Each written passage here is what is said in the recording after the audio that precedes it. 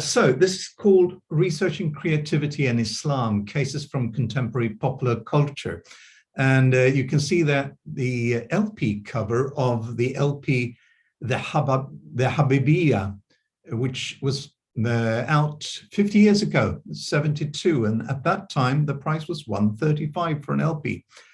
Consider that. So the overall aim of this research that I have embarked on is to try to discuss the integration discourse from another way. So what I've been in the Islam in Europe field for quite a long time. I wrote my dissertation in that was out in 2000. And one of the things that I've found problematic with it, even then, but really didn't have the word or the words to formulate, it was that the discourse generally took its start in the state, in the municipality, in the majority, asking about a new minority who have arrived, what do we need to integrate you? What do we need to do? What's your preconceived notions? Why is there problems? And much response was then to that problem-centered discourse. Also when rather positive contributions were made, but it had that sort of backdrop of not sort of presenting agency in the way that I would like to present it, an agency-centered narrative where you actually ask people how they feel about their move, how they keep in contact with old relatives, what does it mean to them having made this move, and what kind of question comes out of that. Now, I'd rather, over the years, I've sort of tried to find a way of formulating that, and one of the ways that I would like to see is more a narrative about participation and why not contribution. Not saying that everyone has a positive contribution, naively saying that everything is fine with everything, but why not look at people's agency and look at what they're contributing with, their participation, their conditions for participating. And that might be a harsh reality. But lately, I've been looking into musicians and artists, and here on the screen you see Sami Yusuf, and the photo there is by a photographer called Peter Sanders, who turned Muslim at around 72, 71 actually, to be precise. He also photographed the album of the Habibiyah, and he will be part of this discussion. On the photo, you see Sami Yusuf live at Wembley Arena, where 10,000 people gathered in 2007, in November to October 2007, for a benefit concert for Darfur, covered by British media in a puzzled astonishment about this contribution and about the ability to raise money from the Muslim community, and the fact that there were Muslim pop superstars like Sami Yusuf around at the time.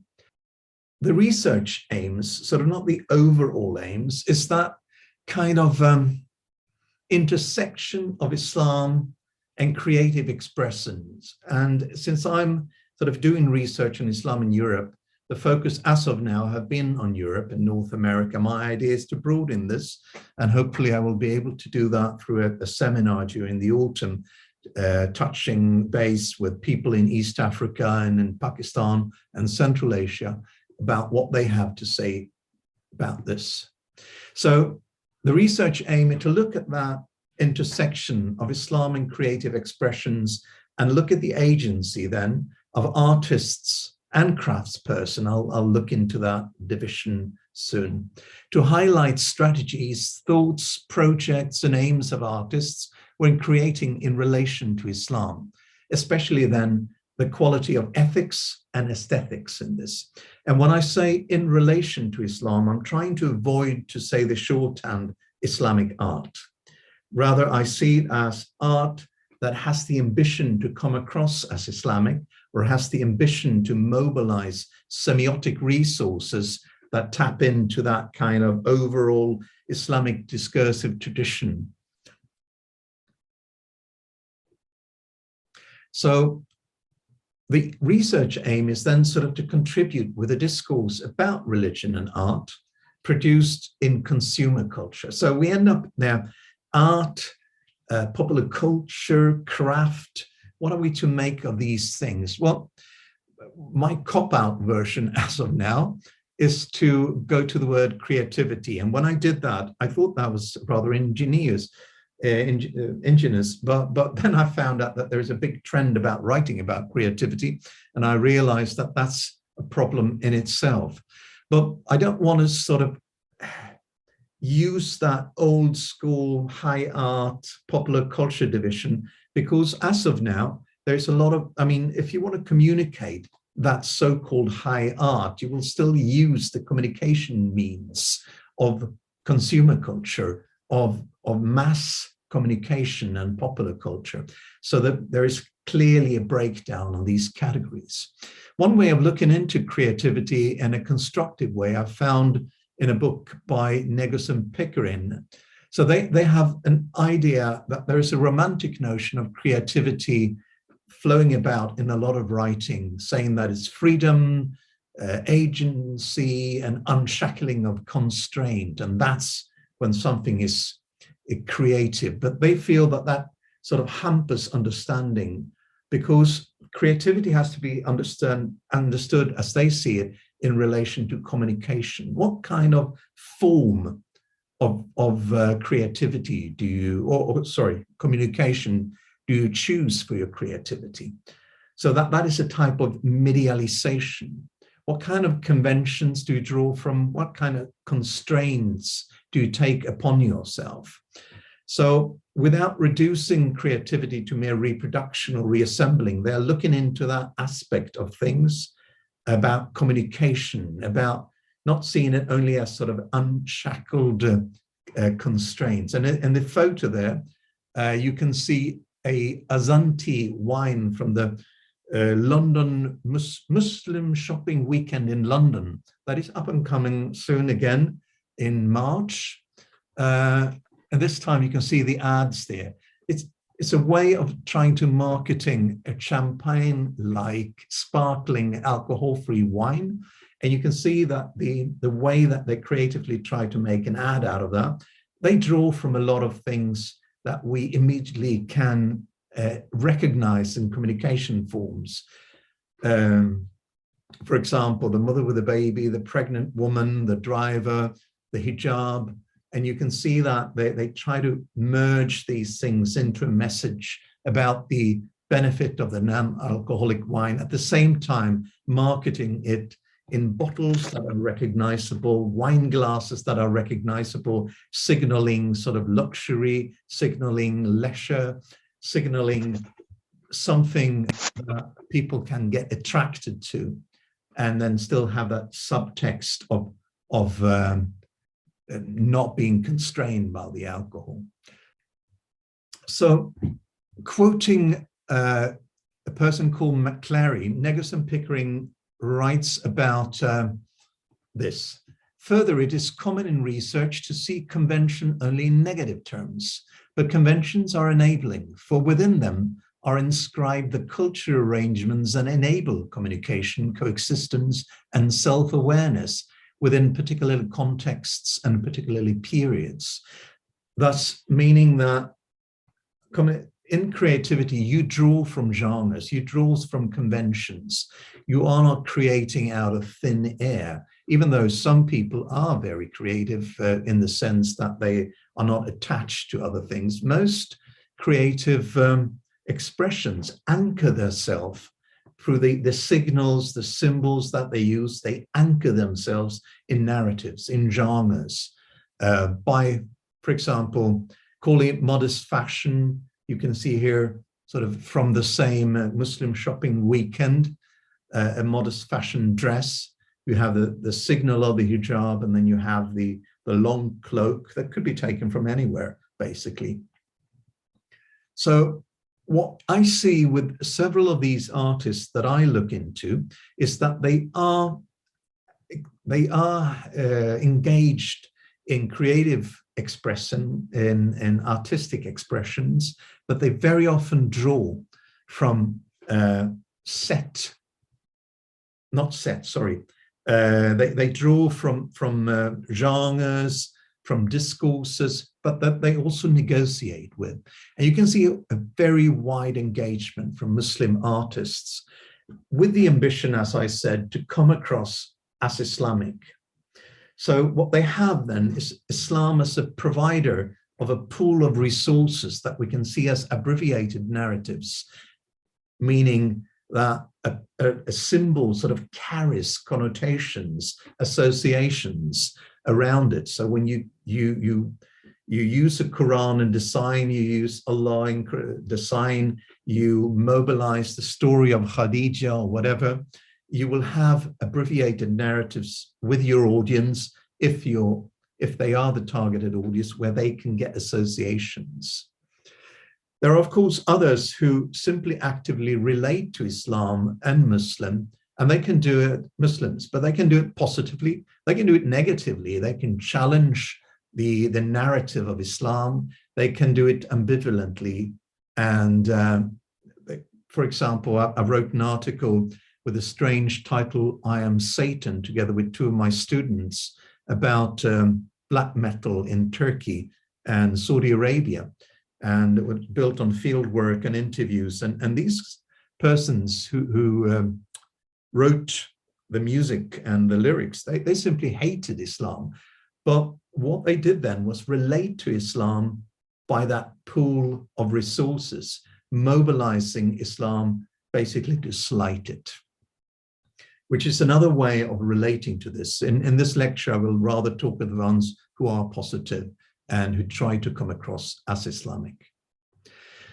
Of course, there are limits of expressions in different ways, and that's what I'm talking about, genre, but also then the ethical and the aesthetical projects that people take upon themselves. Pictorial artists may ask themselves, like Ruwal Alim, saying that, should I draw an image of human beings, of animals with souls, or shouldn't I? Not because will I burn in hell if I do that, but what is the project, the aesthetic project I take upon myself to perform as an artist? As I've already touched upon, communication today is a medialization, and there is an industry around the creative expressions. So you can sell music, you can sell pictures, you can sell photographs, you can sell all these things, board games or comic books or whatever. So very skilled artists, trained, are then drawn into this industry to make a living out of it, because there are very few people who are simply paid by an enormously rich person to make portraits for them nowadays. So the artist is drawn into this industry, this mass-mediated industry. And there's the artist, of course, there's the product, and there's the audience to look into, if we look at as a research question, for example. And of course, these artists, this product, and the audience are in relation to a general consumer culture that might not feature any references to Islam. Let's just, out of the hat, pull Game of Thrones, that has made such a global impact on the aesthetics of how you make historical drama, for example. So that sort of competition from general consumer culture is always there. And you can see there's two changes that I'm interested in here when it comes to Muslims who produce within the industry, and that's sort of the market and the stress on ethics. The image here is a CD by Raf, and Raf is one of the awakening artists, and I'll mention that a little later. But the interesting thing with this cover is that you cannot see any real Islamic semiotics here. There's no sort of way of saying that this is a Muslim product, or this aims to be Islamic. In fact, Raf is in communication with another genre also, while producing rock music with lyrics that aim to come across as Islamic. He draws quite a lot from the expression contemporary Christian music. And the people who play on the record, the producer, the studio who was involved, are all sort of musicians who are engaged in this contemporary Christian rock music. And the cover could have been in one of those albums. So Ralph himself admits that he's sort of confusing his audience from his first record to this by having this dream come true to record in Nashville with people engaged in Christian contemporary music, which he is a rather large consumer of and draws from when it comes to the aesthetics of the music, not the content of the lyrics, however. So the halal market, we're talking about a real growing market here. We have a growing middle class estimated to be 2 billion in 2012 and 5 billion in 2030. And the majority of this growth is supposed to come from Asia, where 60% of the population are Muslims. Sometimes these are labeled Generation M. Now, if we look into it, estimations, positive estimations from people who like this sort of neoliberal people who like this idea of an Islamic brand market, they estimate the worth to $1.8 trillion. And I wrote it out in numerals, so you would see that I'm not sort of just making up a figure here. An Islamic finance market is yet another $1.3 trillion. So we are talking about huge markets. And one of those that I've already mentioned is the Muslim Shopping Fest here in London, but there are others also in Manchester, etc., where Muslims gather in huge exhibition halls to look at products. And in this case, I found this Oopsie, I Lost My Wudu, an interesting body. The idea here to dress your baby in a semiotic saying that this is a Muslim baby and signaling to others, proud to be a Muslim, and whatever, Fajr alarm or my first Ramadan, is getting increasingly common. Sort of this self-branding that we are all engaged in different ways. Now, I mentioned the ethical turn apart from the market, and this is an observation that a number of people have done, that in quite a number of circles, starting with the liberal theologians and why not take Fazl ar-Rahman as one of the examples, and then moving also towards what we can call al-Wasatiyya, the middle of the road Sunni theologians of different forms, especially the ones who are younger.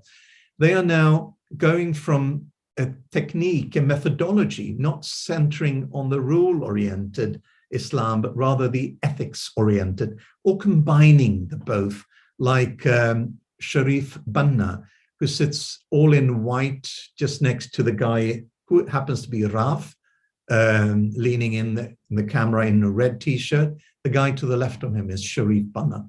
And this is a quote from him. I would contend that the term Islamic has both legal and ethical dimensions. If it is permissible in law, then it is halal or mubah. And if it is validated by the ethical standards of Islam, only then does it become Islamic. Legislation and ethics are two sides of the same coin and should depend on each other as an integrated whole. Now, Sharif's favorite example is a car that has a really huge engine and sucks up petrol. And he says that there's nothing in fiqh that says that that is illegal.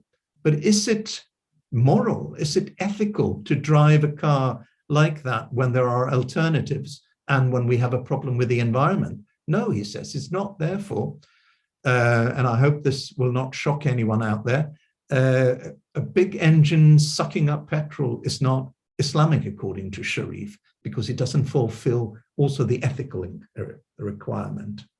So the second aspect of the ethical turn is that while the liberal theologians in Islam very much made references to outside and inside Islamic philosophy and thinking, drawing from any source, the typical thing of the Wasatiyya is that they draw from They draw from inside, and they find this genre, maqasid al-Sharia, the purpose of Sharia, which is age old, and you find some references there. And what they do then is that they find a way of talking about an Islamic empowerment, an ethical empowerment. And you can see some of the name there. And I especially recommend Yasser Auda if you want to read about this, who has a Maqasid Institute set up between Qatar and Canada, I believe. He used to teach here in London, and I met him a couple of times. Fantastically nice guy, a really good writer. And the idea here is that by changing the technique, you get new results. You can also read Kithia Ali, who does not, as far as I know, use Maqasid al-Sharia as an idea that much. Maybe she does now, but she does do that ethical turn. And when she goes through early history and saying that, well, if we look at the rules and use the old techniques, this is what we arrive to. But if we look at the ethical principles, the meaning behind the rules, we actually arrive at other results. So that kind of discourse is pretty common.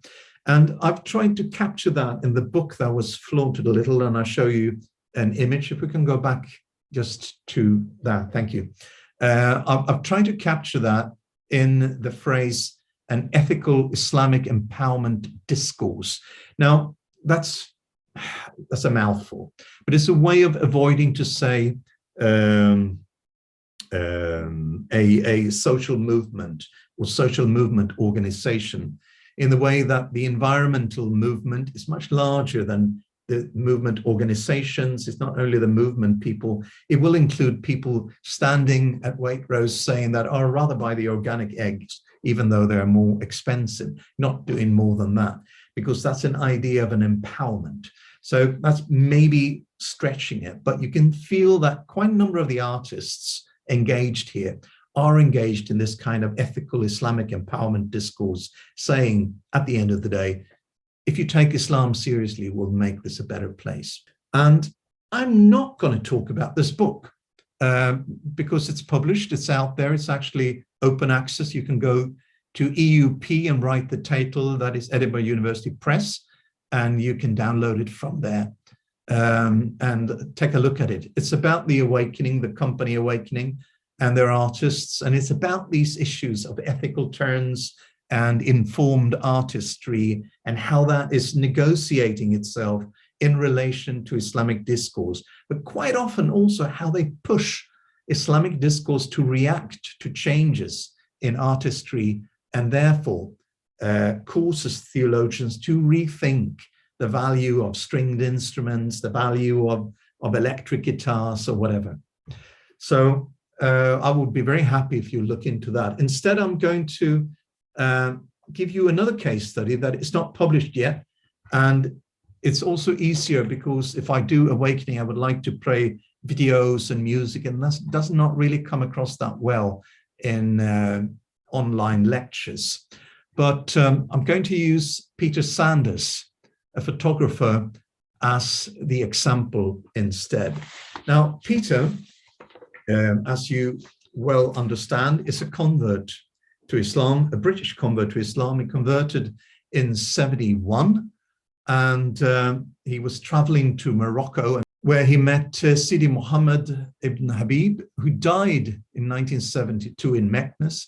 And he had in turn attracted a guy who was a scriptwriter for BBC, Ian Dallas, who converted and took the name Abdul Qadi as-Sufi. He recently died last year. You see him both as a young man, as an older man there. Now, Peter was immensely influenced by Sidi Muhammad, and especially the wisdom literature of him and the musical tradition, the poems he left behind that is sung by the order, the Darqiya order that he belongs to. And he became part of a group that was set up by Abdul Qadir as-Sufi in Bristol Garden in Little Venice.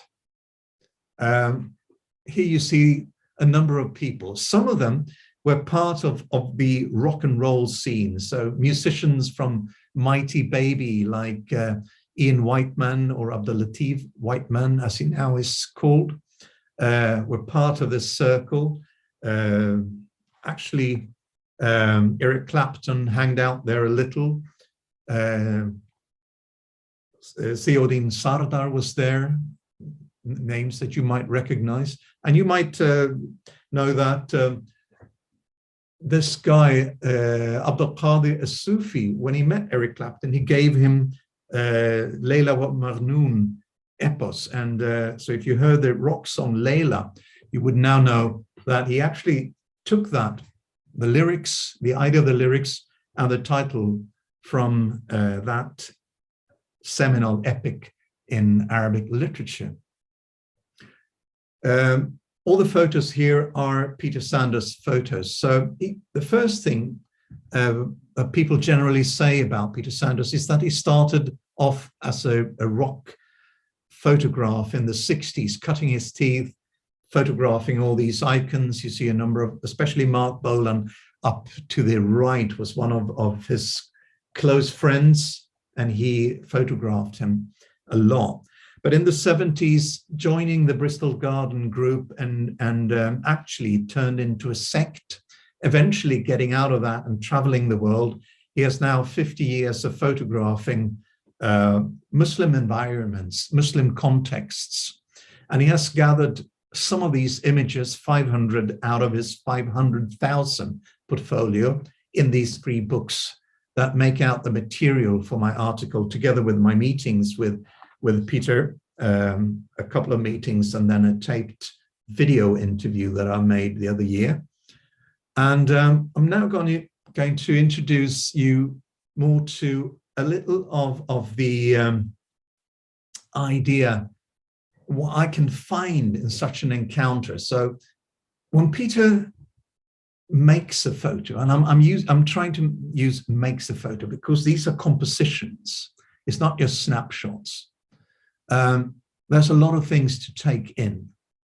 He likes to specialize in the beauty in the mundane, or of the mundane. Sort of, he loves the sort of the ordinary and how the ordinary plays out in relation to the spiritual. This is sort of an ethics of him. And it also taps in to the next one, the light and the light. And the italics there is the baraka light. So the light that seeps out, according to his worldview, being a Sufi, from the divine. So as a photographer, he of course operates with light, because otherwise no photographs can be taken. But he also operates with the idea that there is light in certain situation, in that italics understanding of it, that kind of baraka light that can seep out of places or individuals that make it special. When I discuss this with him, and he says, sort of in a way defensively, instead of saying, well, I'm a really good craftsman, he says that, well, you know, that when you snap it, that 100 of 250 second, you really have to trust God, because good photographs, they are a gift from God. I can't control the process, and I can't control the light fully. And then he went into a discussion about Zahir and Batin, so the utter and the inner aspects of life, and the idea that that light, the Batin light, that he as a Sufi, of course, strives to understand in different ways, is important to him. And it gives way to something that we can call a Sufi anthropology. And I have to explain that now. Anthropology now is, of course, not anthropology as the science of anthropology. It's more anthropology in the sense of understanding of a human. So his anthropology informed by Sufism, with the idea of the ruh and nafs, the idea of the light, the polish of the heart, the patience that is needed to understand the world. It's also part of his working process, that the sabr, the patience that you need waiting for the right frame in your camera, and try to capture that, waiting for the light in the double understanding while preparing for it. Of course, you can't just sit idly by. You have to be there. You have to look at it and find when the right light hits and hope that it is the light in a way. So I asked him, but can you capture that spiritual light that you're talking about? And he said, no, you can't. You can't really, because it's unphotographable. But I pushed him further because I believe sort of in Socratic interview techniques. So I pushed him further, and he said sort of, well, if you look at this photograph of Muhammad Ali from Mauritania, and he suddenly shone. In his eyes came something, and his wisdom, and this particular man knows a lot about astronomy, he's also an alim, and he said that his wisdom just shone, his inner light shone and radiated. And the technique of the camera was then aided by that light. And as a Sufi, he is drawn, like many Sufis, to tales of Sufi masters. Now, the Sufi masters in his book is not only the Sufi masters of before or the leaders of orders. He finds them in ordinary people who have devoted their life to God and have found that inner peace. And therefore, in his anthropology, he means that in that mundane world, if he, through a Sufi anthropology, through patience, he can find that sort of light that he needs to bring out that italics, that spiritual light. And that is what he's been trying to photograph for 50 years. Now, one of the arguments that I have is that quite a lot of culture studies are satisfied in just looking at the product or possibly looking at the audience reactions to the product. But since I'm coming from religious studies, I'm interested in how do people understand it from the creator's point of view. And just an example for how wrong you can go.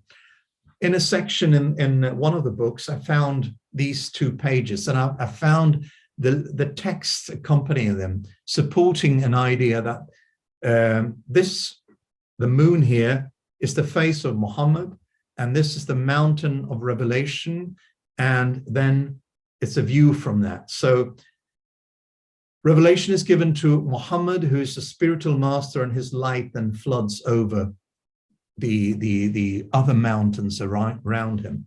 And when I presented that interpretation to Peter, he just laughed and said, I took that photo in the 70s, and no one has ever pointed out that the full moon is Muhammad. I know that, of course, that it's very common, but I'll tell you here and now, I never thought the thought, and no one has ever pointed it out. So I immediately sort of overthought this. So I think methodologically, I wanted to go into a discussion with Peter to find out how he was thinking about this. What Peter says, because he's written quite a lot on integration, among other things, and a book called The Art of Integration, he says that it requires hard work, travel encounters, reflections, to understand who we are.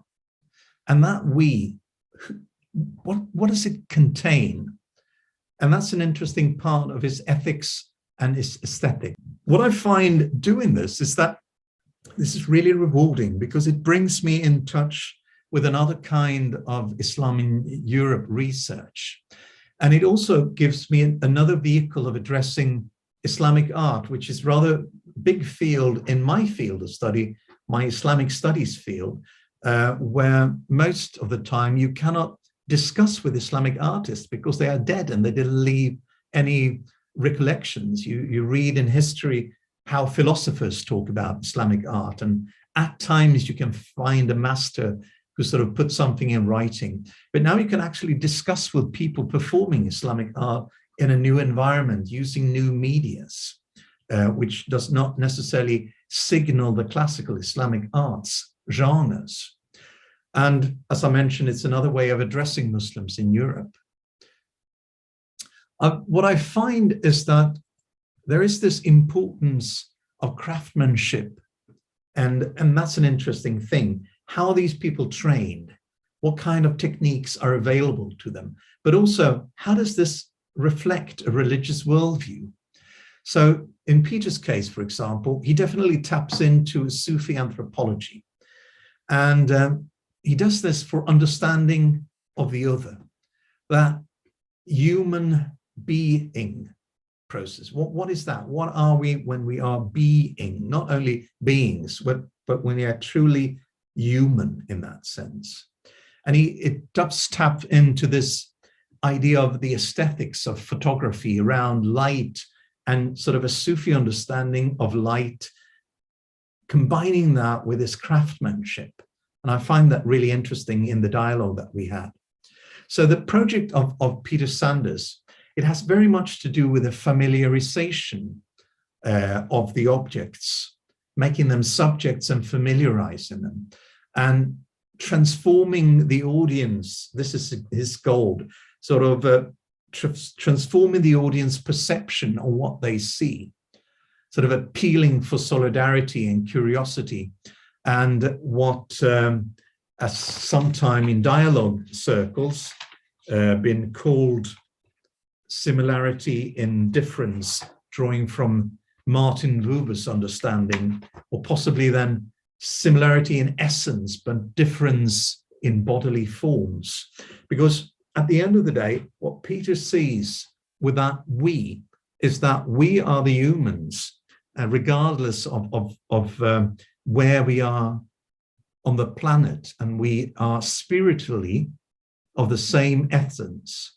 And when he performs his art of making photographs, he's taking that into account, and that becomes sort of a red thread to understand why the objects are there, why the photographs look like they do, why the texts surrounding them in exhibitions and books are written in the way that they are. And without that understanding, I think we lose out something from his art, and we lose out something from the possibility of describing Muslims as contributing and being agents of their own destiny among European societies. Thank you.